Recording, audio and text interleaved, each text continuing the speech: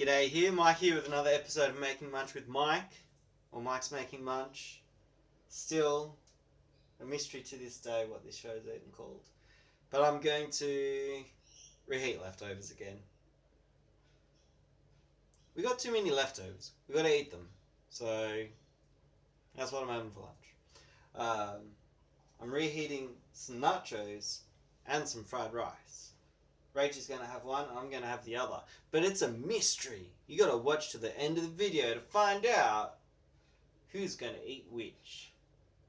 And by then, maybe I still won't have decided. Who knows? But I better pop them in the microwave.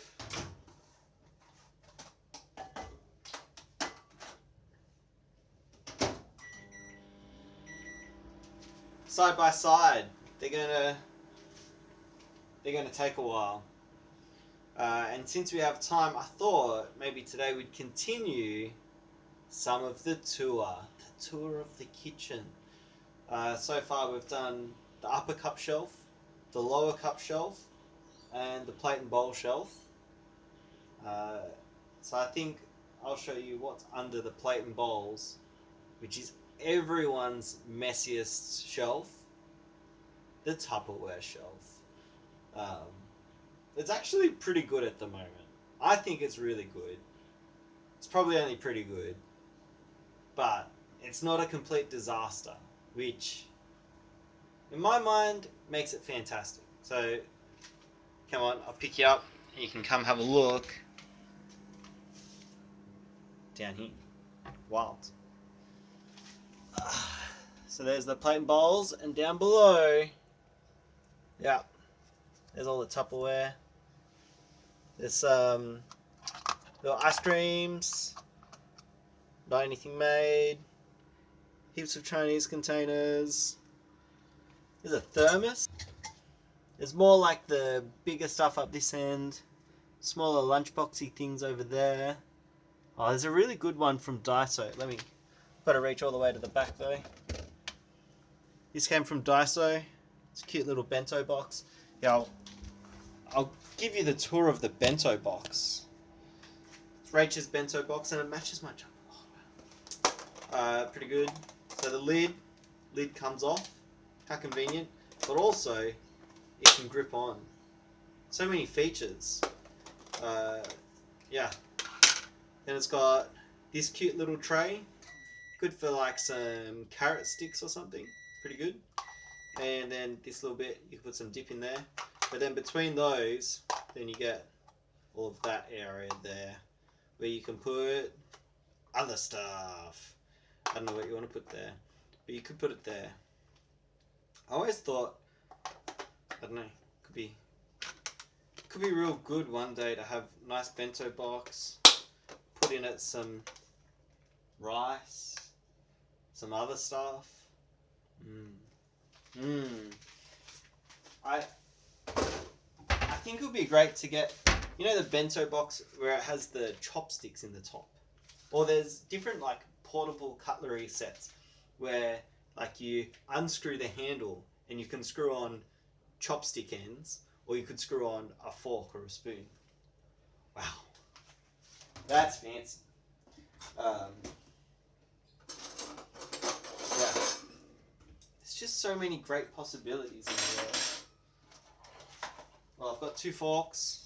I'll bring it over here so I can just face what I'm doing. I've got 2 forks, one for each. Got to give them a halfway stir. Try to put the cold stuff in the middle and the hot stuff to the edge. Some real reheating leftovers tips right there. It's probably a little bit too much cooking, but you know. Oh.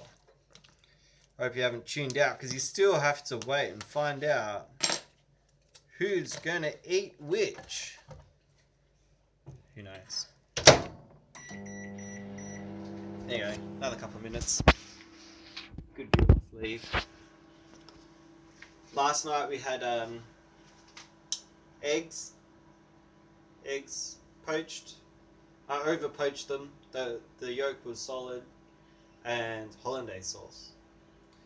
Pretty nice. I liked it. What a day.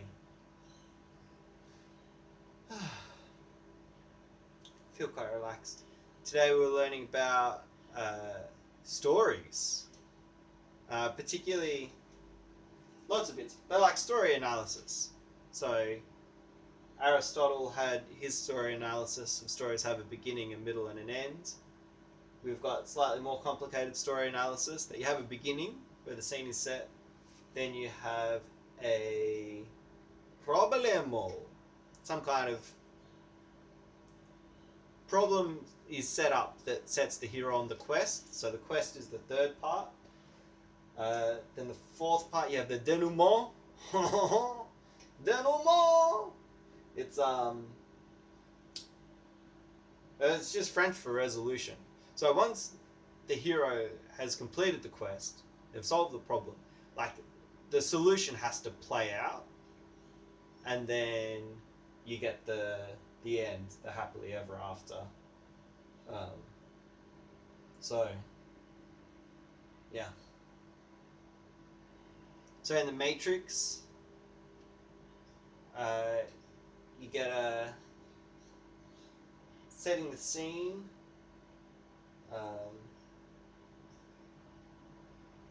Where does the beginning of the Matrix finish? I watched the Matrix on Monday night, so I should just be able to do this off the top of the dome because I've watched it so many times.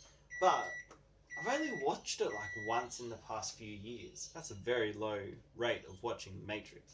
People should watch the Matrix more often than once every few years. You should watch it all the time. Yeah. I think... Because where really does the problem get introduced?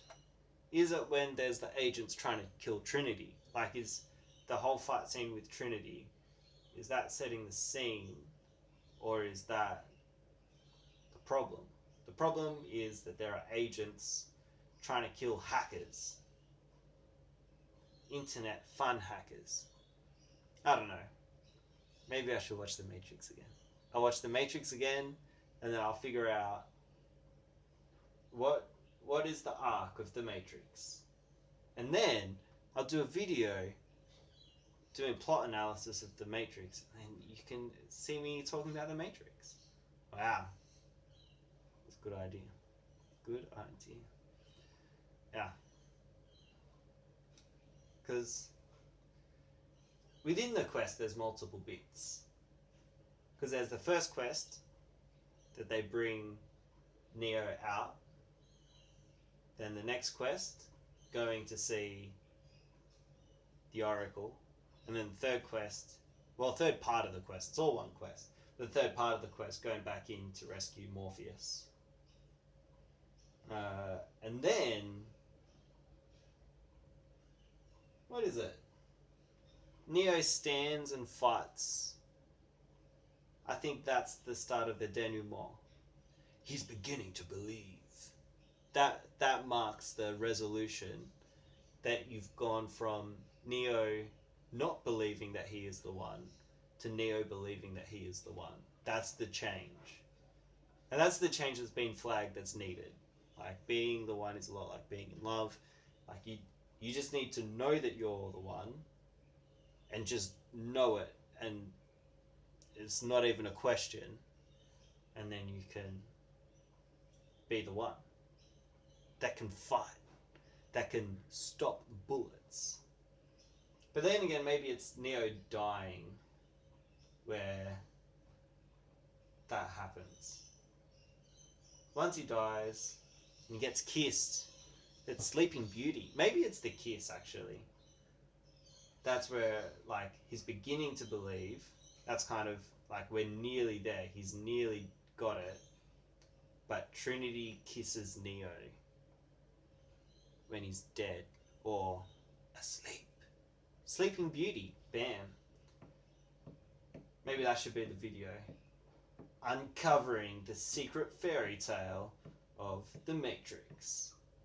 You thought it was all about Rene Descartes or about Ghost in the Shell? Turns out it's just Sleeping Beauty. Not even any hiding that You know, there's a prince, falls asleep, princess comes along, kisses him. Done. Classic stories. Anyway, for luncheon, who's going to have which? Who's going to have fried rice? Who's going to have, what's the other one?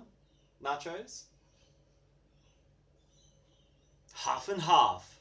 We'll each have half of each. What a prank. You never saw that coming, did ya? You were thinking, oh, is Rach going to have the nachos? Or is she going to have the fried rice? Or what's going to happen? Is Rach going to eat both and Mike's going to have nothing? No. We're going to have half each. Gotcha. That's been another episode of Mike's Making Munch, Munchy Mike, whatever it is. See you tomorrow.